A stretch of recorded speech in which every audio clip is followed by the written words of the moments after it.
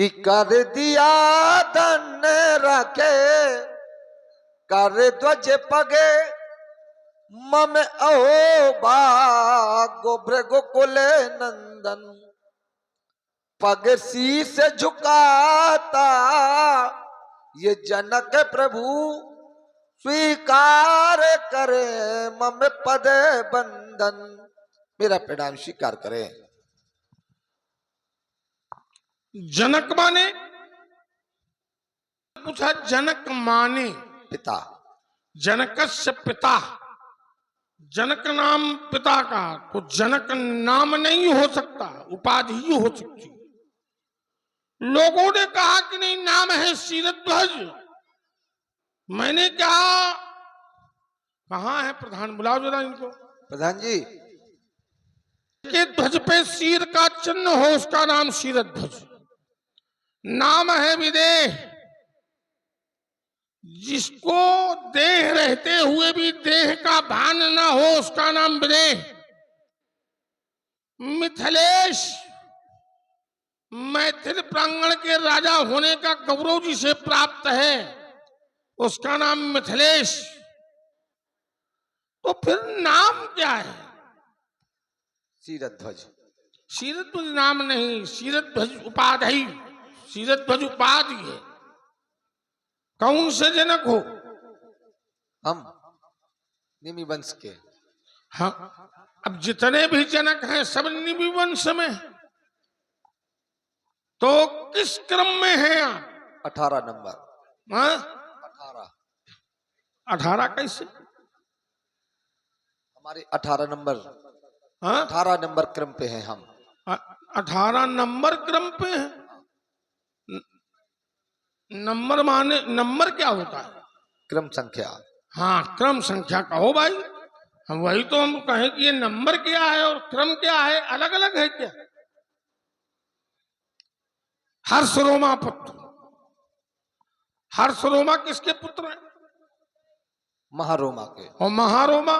परम रोमा के। हाँ? परम रोमा। परम रोमा नहीं, हाँ, स्वर्ण रोमा। महारोमा। हर्ष रोमा, महारोमा, स्वर्ण रोमा। और स्वर्ण रोमा के अगर ऊपर पहुंचा जाए तो फिर दिक्कत हो जाएगी, है कि नहीं? देखो हंसो ना, पढ़ाई करो, पढ़ाई कुछ गड़बड़ है। आज ही तो फंसे हो। आज ही फंसे। शैव है आप? शैव है कि महेश्वर? सैवर। शैव में कौन से शैव हो? सैवर ये नहीं पता। ये नहीं पता तो पाठशाला में आओ, लंगोटी छांटो आकर के। हैं? एक होता है साधारण शैव, एक होता है नैष्टिक शैव। चाहता हूं कि मेरे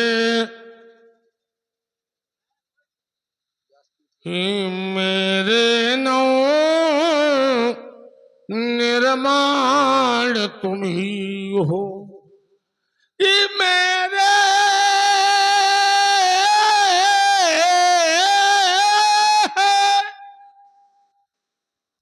नौ निर्माण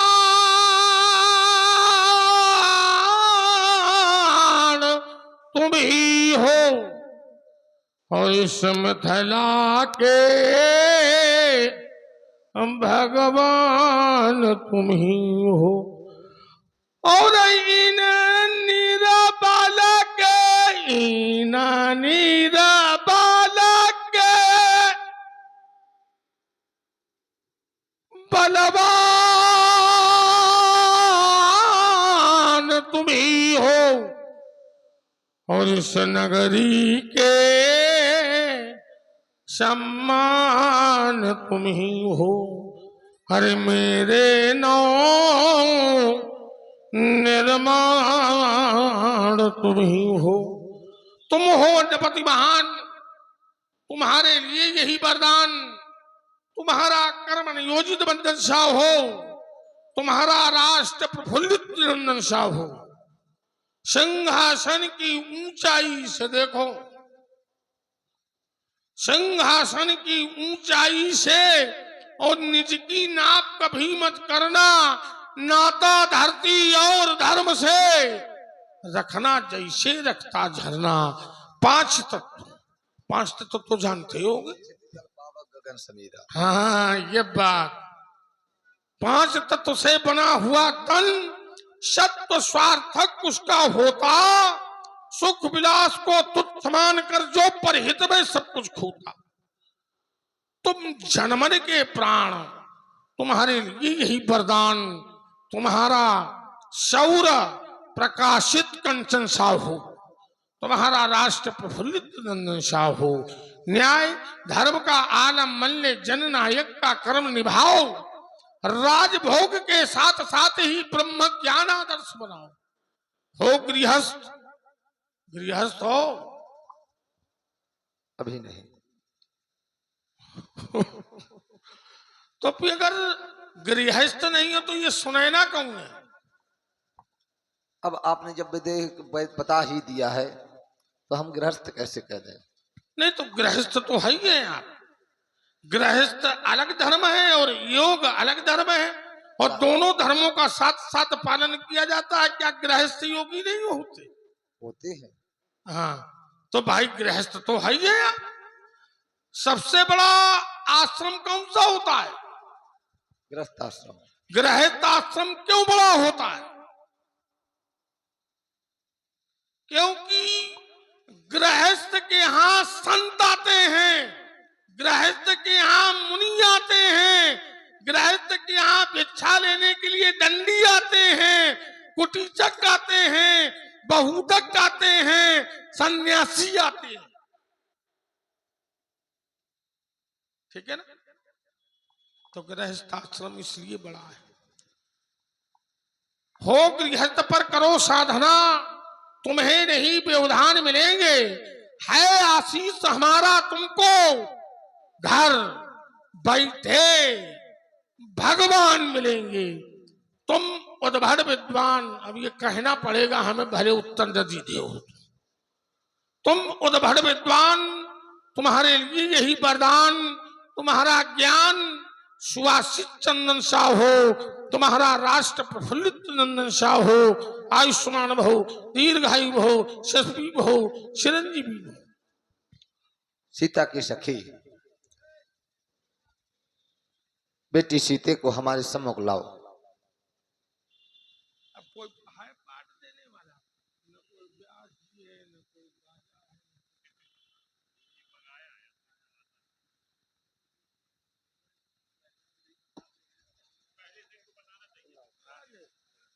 आओ बेटी, व्यास जो है उसको तो पूरी आओ। करा करके जानी चाहिए। ये भगवान परशुराम जी हैं, इन्हें दोनों हाथ जोड़ो, प्रणाम करो।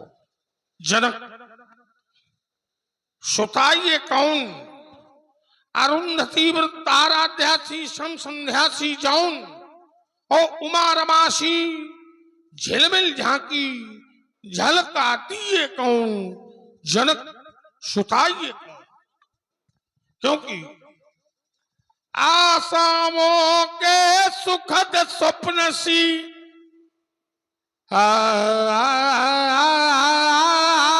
आसामों के सुखद स्वप्न सी, हे कौन लता लहराई, फैली है यामनी गगन में, या सुषमा अधिक सुहाई, या बिदिने सुषमा बटोर कर, या बिदिने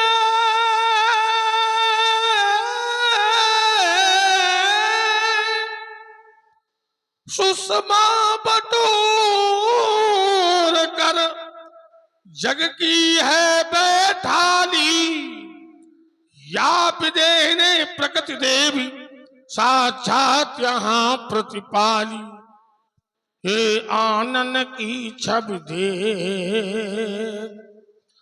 आनन की आनन की छवि देख, अंशुमाली भी बदन छुपावे, ओ बिंबा फल अत खिले दसन, मोती सी कांत दिखावे। ये खंजन मीन तथा मृग शावक, खंजन मीन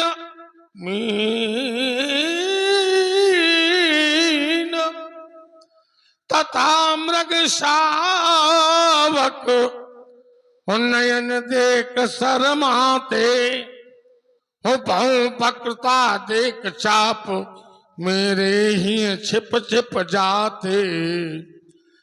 ये पायल की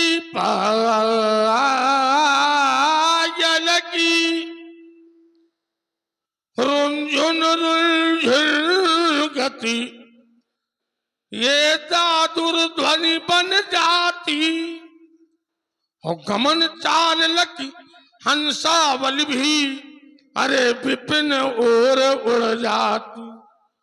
ये अरुण नयन अरुण नयन, अरुण नयन द्रुमदल से शोभित, ये किसके जनक बतावो, ये कन्या कौन कहां से आई, ये शीघ्र मुझे बतलाओ। तनयु शक्तियों की शक्ति तन में सुधारण कर, दुष्ट तल तलन हेतु आती बन कालिका, चंद्र ज्योत्सना की भ्रांत हो मुखानित कांति, मानव की नहीं देव दानव शक्तिशालिका, वक्र बहाल रेखा देख मन में अनुमान हो, ये बालिका विनाशवन आई जनक बालिका, विश्व में समस्त का सार सर्वस्वरीय, शीघ्र ही बताओ जनक आती कौन बालिका, इस बालिका का क्या परिचय है। आपके सुंदर मुखार बिंद के द्वारा, कोकिलमयी वाणी के द्वारा, सामायिक राग के अंतर्गत श्रवण करना चाहता हूं। श्रवण कराएंगे आप? कराएंगे।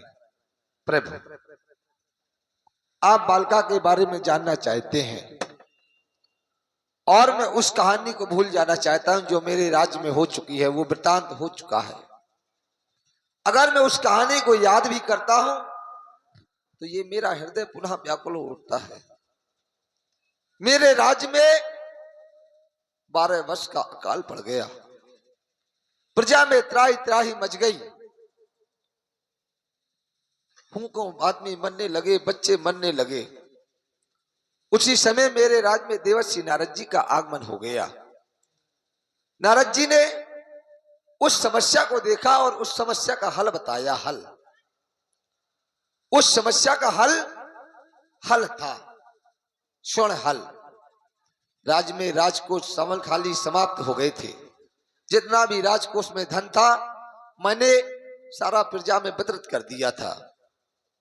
तुम हमारे दक्षिण के राजा महाराजपुर हमारे मित्र हैं, उनसे हमने स्वर्ण हल लिया और शंबल ग्राम के निकट पुंडरीक क्षेत्र में हमने हल कर्षण शुरू किया। तो चलते चलते हल रुक गया, उस जगह को मैंने खुदवाया और निकला बड़ा एक घड़ा जिसमें यह सुचि कन्या पाया। सुजे वही दुलारी है भगवन जो सन्मुख शोभा पाती है। आपसे मेरी एक ही विनती है कि आशीर्वाद दे इसे, आप चरणों में शीश झुकाती है। नाम जानकी परम पुनीता, नारद आए कहो तब सीता। नारद जी के द्वारा इसका नाम सीता रखा गया। अभी आपके द्वारा एक वक्तव्य आ रहा है कि हमारे यहाँ 12 वर्ष का अकाल पड़ा। क्या सचमुच अकाल पड़ा? जिसके इष्ट हो महाकाल उसके यहाँ कैसे पड़ गया अकाल? उसके भी कई कारण हैं, एक आधे बताओ। अगर उसका कारण पूछा जाए तो जब हमने और हमारी रानी सुनैना ने पूर्व जन्म में जब हमारा नाम हरिदेव और रानी सुनैना का नाम चंद्रकांता था, तो हमने मां शक्ति की उपासना की। हमने शक्ति मां से कहा हमें आपके जैसी ही एक पुत्री चाहिए। मां शक्ति ने कहा राजन, मैं तुम्हारे राज में आ तो जाऊंगी, पर तुम्हें 12 वर्ष का अकाल झेलना पड़ेगा। हमने स्वीकार किया। एक कारण ये हो गया, अन्य कारण कई लोग कहने लगते हैं कि रावण के वश से, तो एक कारण वो भी हो गया, कई कारण हैं।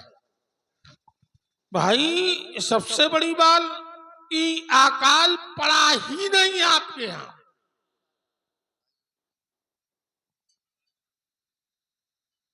अकाल आपके यहां नहीं पड़ा। अकाल की एक अवधि होती है, अनावृष्टि या अतिवृष्टि जब होती है तो अकाल की स्थिति होती है, पर आपके यहां अकाल नहीं, आपके यहां पड़ा दुकाल। दुकाल जानते हो किसे कहते हैं? हाँ जानते हैं। बताओ जरा किसे 10 के ऊपर हो जाए जो। हाँ 10 से 12 वर्ष को दुकाल कहते हैं, द्वादश।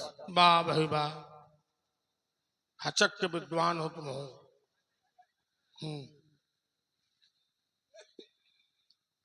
दुकाल उसे कहते हैं कि जिसमें प्रकृति का कोई दोष न हो और राजा स्वाध्याय या धर्म के कार्य में लवलीन हो गया, राजपाट उसने छोड़ दिया और केवल माला लेकर के बैठ गया।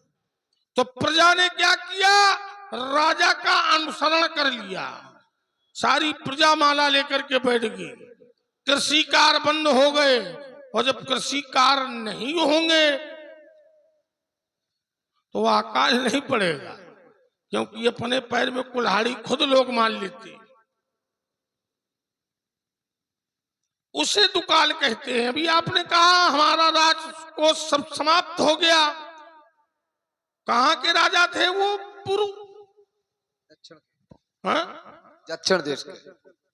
दक्षिण देश दिशा में तो बहुत से राज्य हैं। सौराष्ट्र के राजा पुरु, जिनका एक नाम था शीलनिधि,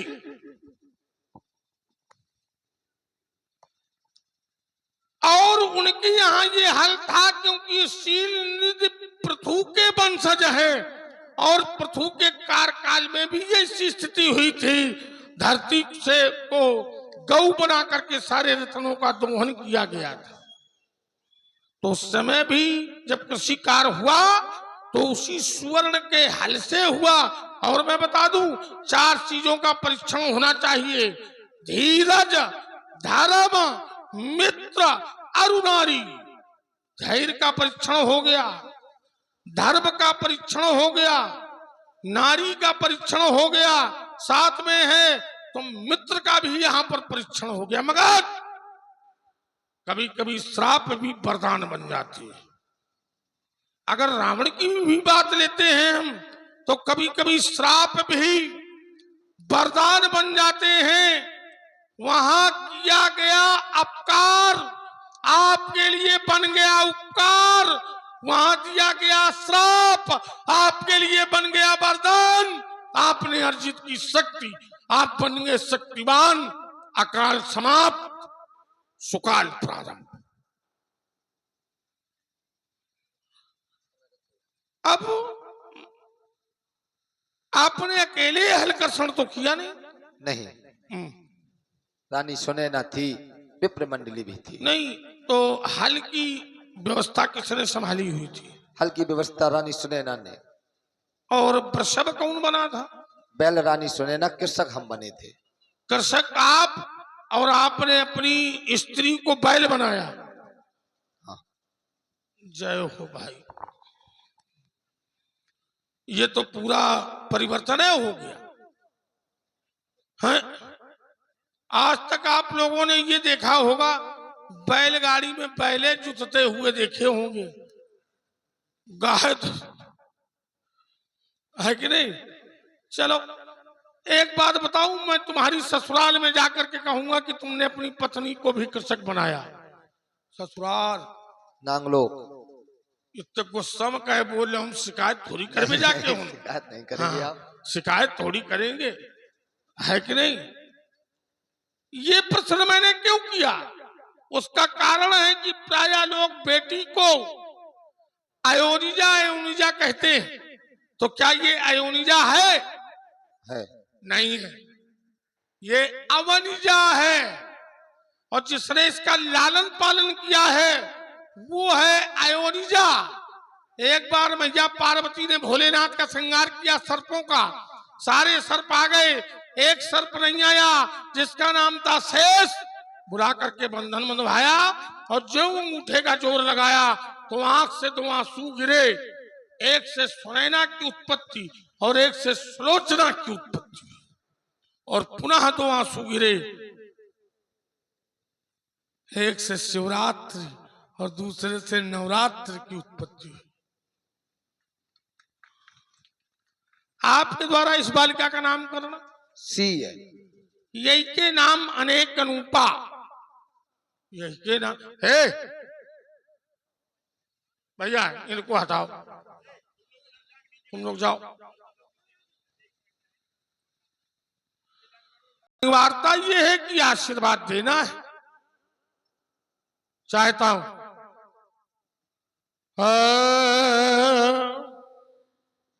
ये धरा से उत्पन्न है, हाँ धरा से उत्पन्न है। चाहता हूं ये आत्मा हो तुम धरा की। देखिए ये होता है, अब जो स्वर लगे हुए पेटी में उस पे लग करके बच जाते हैं, ऐसे ऊपर नीचे होता है। ये आत्मा हो तुम धरा की, ये परमात्मा तेरा पति हो, और तेरी जो आए शरण में मुक्त ही अंतिम गति हो। प्रेम पति का यूं मिले, प्रेम पति का यूं मिले, और ज्यों मिले शंकर सती को, सुख सुइया सब भाव मिले जिम स्वर्ग में सुरपत सची को। ये सूल भी पन फूल तेरी, सूल भी पन फूल तेरी, ये गोद में दे कीर्ति, और धर्म पथ में नित बढ़ो तुम, दुख बाधा चीरती। पति पिता दोनों कुलों की, एक कुल की नहीं, पति पिता दोनों कुलों की लाज को निर्बाध रखना है मेरा आतीत बेटी। स्वार्थ तज परमार्थ लखना, बस इसी से इस धरा में तुम सदा पूजित रहोगी। पति पुत्र युत दऊ भाग में तुम सदा पूरी रहोगी।